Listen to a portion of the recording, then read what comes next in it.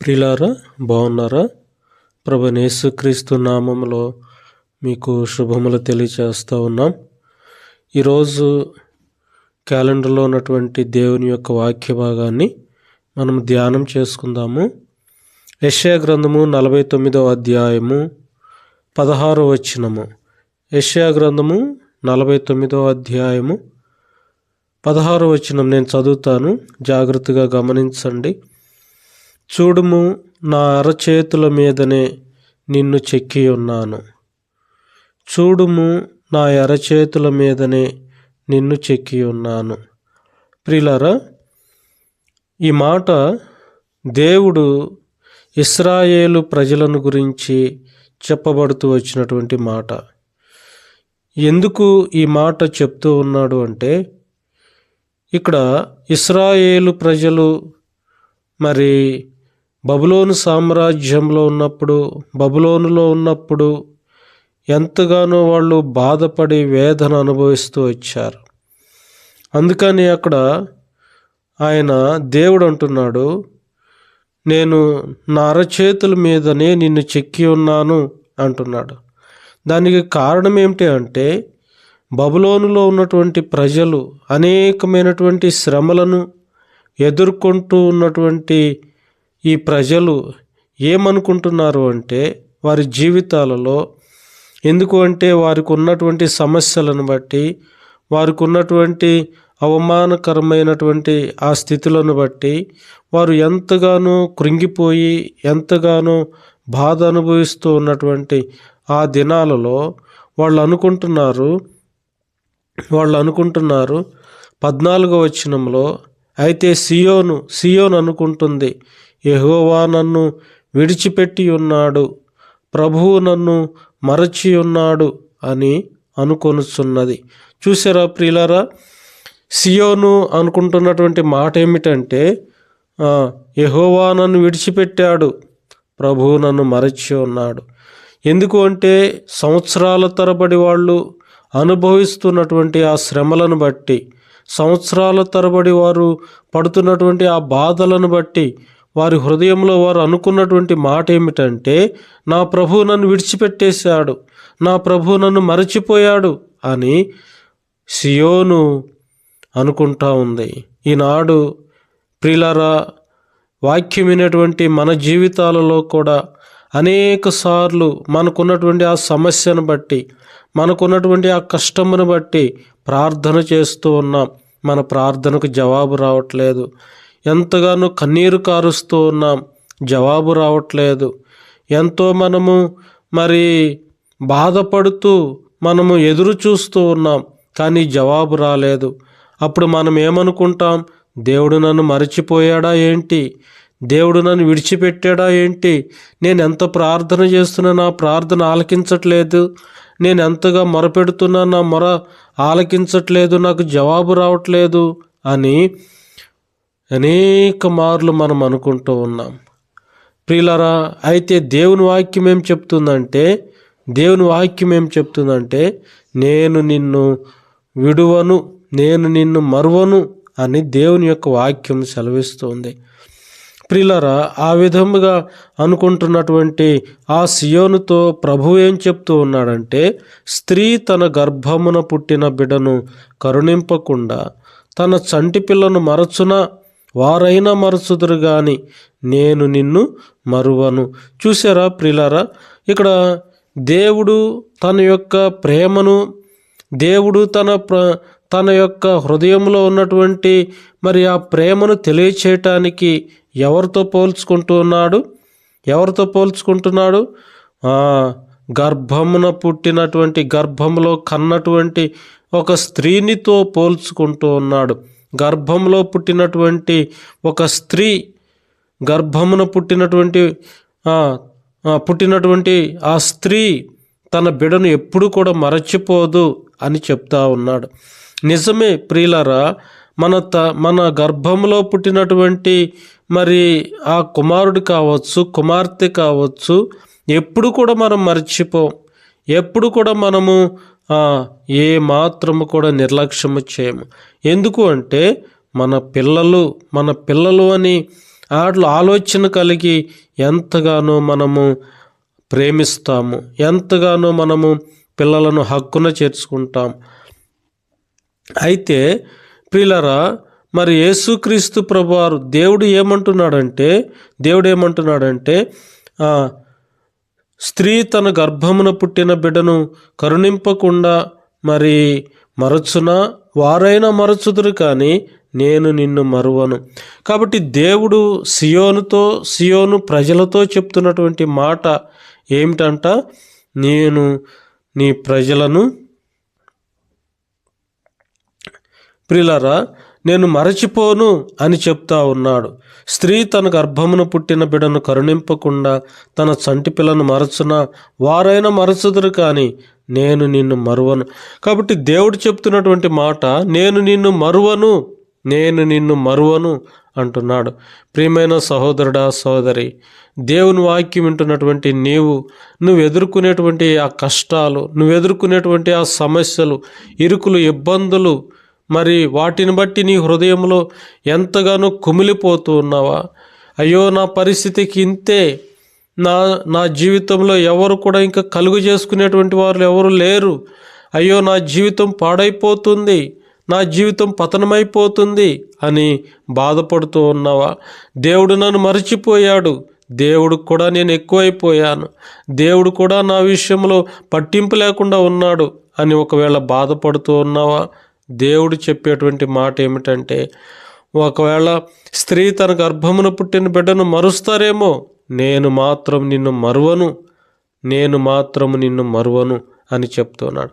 కాబట్టి ప్రియులారా, దేవుడు ఒక వ్యక్తి విషయమై ఎంత గొప్ప వాగ్దానాన్ని అనుగ్రహిస్తున్నాడో చూడండి.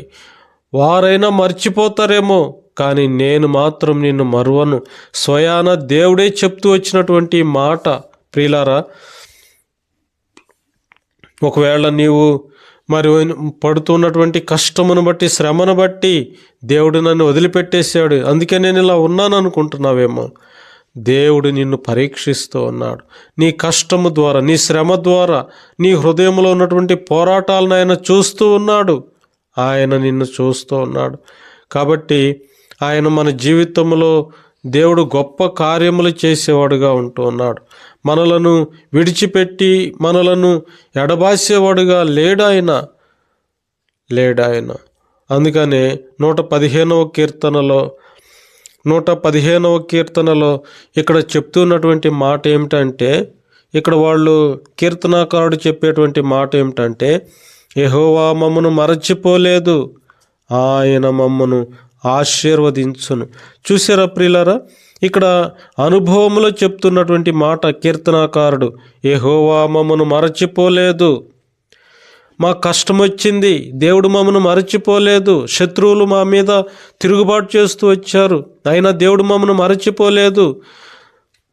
మరి అంతేకాదు, కుటుంబంలో ఎన్నో సమస్యలు వచ్చినాయి, ఇరుకులు ఇబ్బందులు వచ్చినాయి, శత్రువు తరుముతూ వచ్చాడు, అయినా దేవుడు మమ్మను మరచిపోలేదు.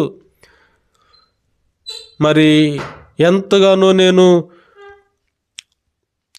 శ్రమానుభవంలో కూడా నేను వెళుతూ వచ్చాను. మరి ప్రియులారా, నా శరీరంలో అస్వస్థత కలిగి ఆ వ్యాధి ద్వారా, మరి ఆ యొక్క రోగము ద్వారా నా శరీరము కృషించిపోయిన స్థితిలో ఉంది. కానీ దేవుడు మమ్మను మరచిపోలేదు. అందరి చేత తృణీకరించబడి త్రోసివేయబడుతూ వచ్చాను, అందరూ నన్ను హేళన చేస్తూ వచ్చారు, కానీ దేవుడు మమ్మను మరచిపోలేదు, నా కుటుంబాన్ని మరచిపోలేదు అని కీర్తనాకారుడు తెలియచేస్తూ ఉన్నాడు. కాబట్టి ప్రియమైన సహోదరుడా, సహోదరి, దేవుని వాక్యం వింటున్నటువంటి నీవు నీ కష్టాన్ని బట్టి, నీ శ్రమను బట్టి నువ్వు అనుకుంటున్నావేమో, దేవుడు నన్ను విడిచిపెట్టేశాడు, ఇంకేముందండి, నా జీవితం అయిపోయింది అని నువ్వు అనుకుంటున్నావేమో. కానీ దేవుడు నిన్ను విడిచిపెట్టలేదు, దేవుడు నిన్ను మరచిపోలేదు. ఆయన నిన్ను చూస్తూ ఉన్నాడు. ఆయన విడిచిపెట్టేవాడు కాదు, మరచిపోయేవాడు కాదు. ప్రియమైన వారలారా, మరి ఒకవేళ యోనా అనుకున్నాడేమో, అయ్యో నేను దేవునికి వ్యతిరేకంగా నేను కార్యం చేస్తూ వచ్చాను, దేవుని మాట మీద నేను తిరుగుబాటు చేసి ఇదిగో నేను ఇలాంటి కష్టాన్ని తీసుకొని వచ్చాను, ఇంకా దేవుడు నా విషయంలో ఆయన ఇంకేమి కార్యం చేస్తాడు, ఇంకా నన్ను మరిచిపోయాడు, ఇంకా నన్ను విడిచిపెట్టేశాడు, ఇక నా జీవితం ఇంకింతే, ఇంకా నేను ఈ సముద్రంలోనే మునిగిపోయి ఇక చనిపోతాను, ఇక నా జీవితం ఇక ఇంతే, ముగిసిపోయింది అని ప్రియులారా యోనా ఆ విధంగా అనుకోలేదు. దేవుని సన్నిధిలో ప్రార్థన చేస్తూ వచ్చాడు. ఎక్కడి నుండి ప్రార్థన చేశాడు? అంతఃపురంలో నుండి ప్రార్థన చేశాడా? లేకపోతే ఎంతో సౌకర్యవంతమైనటువంటి స్థలంలో ఉండి ఆయన ప్రార్థన చేశాడా? లేదు. ఆయన చేప కడుపులో నుండి, అగాధ జలములలో నుండి ఆయన ప్రార్థన చేస్తూ వచ్చాడు. కనుకనే ఆయన ప్రార్థన ఆలకించబడుతూ వచ్చింది. ఆయన ప్రార్థన దేవుడు ఆలకించాడు. అక్కడి నుంచి తనను విడిపించాడు. ఆ చేప కడుపులో నుండి బయటకు వచ్చినాడు. ప్రియులారా, దేవుడు తనను మరచిపోలా. నీకు వచ్చినటువంటి కష్టాన్ని బట్టి నువ్వు అలా అనుకుంటున్నావేమో, ఎదురు చూస్తున్నావేమో, ఇంక నా జీవితాన్ని ముగించుకుంటే చాలు, ఇక నా పని అయిపోయింది, ఇక ఎవరు నన్ను పట్టించుకోవట్లా, ఇక నా జీవితాన్ని నేను ముగించుకుంటే చాలేమో అని అనుకుంటున్నావేమో. ప్రియమైన సహోదరుడా, సహోదరి, దేవుడు నిన్ను మరచిపోలా, దేవుడు నిన్ను విడిచిపెట్టలా. ఈ ఉదయకాల సమయంలో ఆయన నీతో మాట్లాడుతూ ఉన్నాడు. నీ స్థితిని బట్టి ఆయన నీతో మాట్లాడుతున్నాడు. కాబట్టి అలాంటి పరిస్థితిలో ఉన్నా, ఎలాంటి దుఃఖకరమైన స్థితిలో ఉన్నా, ఒక్కటి మాత్రం నువ్వు నమ్ము, దేవుడు నిన్ను మరచిపోలేదు. నువ్వు అనుకోవచ్చు, కానీ నీ ఆలోచన కాదు, నీ తలంపులు కాదు, దేవుడు నిన్ను మరచిపోలేదు. దేవుడు ఇంతగా గొప్ప కార్యములు చేస్తూ వచ్చాడు.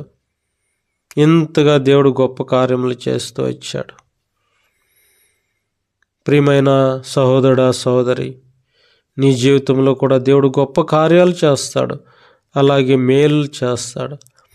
ప్రభువైన యేసునందు విశ్వాసం ఉంచమప్పుడు నీవును నీ ఇంటి వారును మేలు పొందుతారు.